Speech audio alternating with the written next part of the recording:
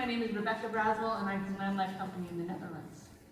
Our vision as a company is to restore the world's 2 billion hectares of degraded land. Why is that important? Because every year we are losing 75 million tons of fertile soil.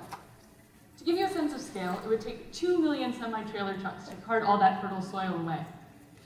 From a water perspective, 60% of the water that we use for agriculture, for irrigation, is lost to runoff or evaporation. But enough doom and gloom, there's enough of that in the world. We're here to talk about solutions, and our solution focuses on trees. There's literally no greater tool than a tree to take carbon out of the air and rebuild healthy soils.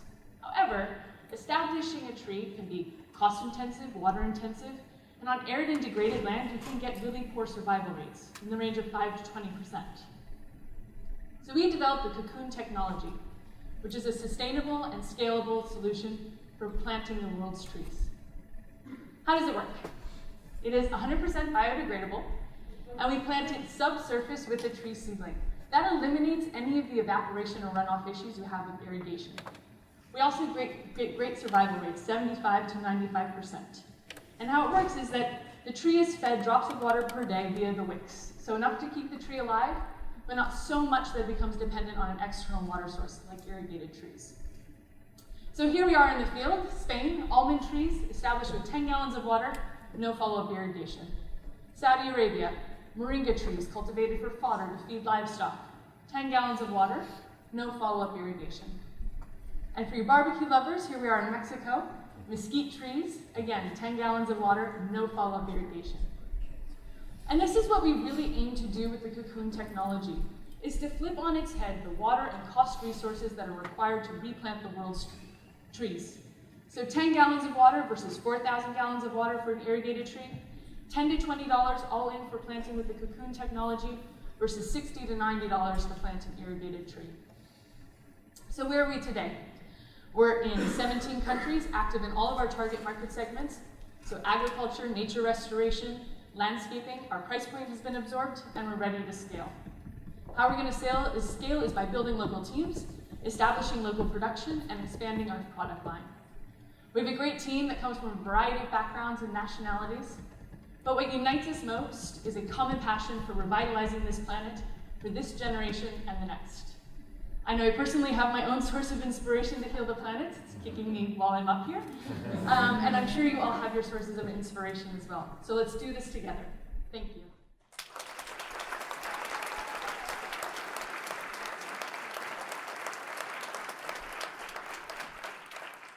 Yes, Carrie, who do you see as your primary buyers? So our primary buyers are governments and multinationals. These are usually the people with the budgets to do large-scale reforestation. On the agriculture side, we work primarily with private farmers and a lot of ranches as well who have fallow land or land they're not using, and we use it for carbon farming, things like that. How do you reach those buyers? So we do direct outreach, and I think we're now at a point as a company where we have enough scale projects around the world that we have visual proof points for people to see. We're planting over 50,000 trees to restore the habitat for the monarch butterfly in Mexico with the World Wildlife Fund. It's providing sort of a great proof point for what we're trying to do. Warren? So you mentioned that your price point has been absorbed. Yeah. What are your metrics for success moving forward? So I think adoption, naturally, and increasing the scale. So we're planting 10 to 20,000 trees at a time right now. We'd love to do 100 to 200,000 trees. We'd love to see more competitors in this space and have more people kind of devote technology and innovation to arid land restoration, because we need it. Other questions? Yes, Sajid. What is your biggest challenge for growth right now? Our biggest challenge is that trees take a while to grow. It's not like a piece of technology you can just put in the ground and then it shows instant results. We need time to show those proof points. I think also the price of water, we're finding success in that it's being more and more accurately priced. But it's hard to compete against irrigation when water is free. Thank you. Other questions? Sorry. I'm curious about, I love the carbon piece of your story, and as a personal passion, I'm curious whether you've done any work or plan to around actually calculating the carbon impacts, and both in terms of how much you're sequestering and also how you're restoring the soil. Yep, so we have a couple of government grants that are primarily designed for that purpose. They focus on soils, so carbon sequestration in soils through the planting of trees. So those are 3-year scientific studies that we are just kicking off this fall. Great. Great work. Any final questions? Yeah, actually, I have another one. Yeah. Tell me more about your efforts in storytelling.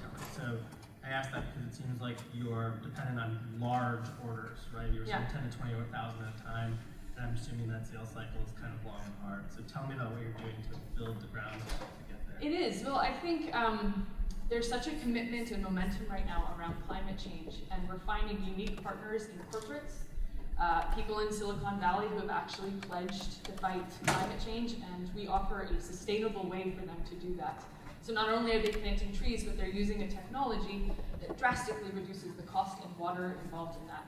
And they have budgets, and they have leaders in sustainability who are out here speaking at conferences like this, and they're making it a forefront of their value proposition as a company, and we've been lucky to tap into that.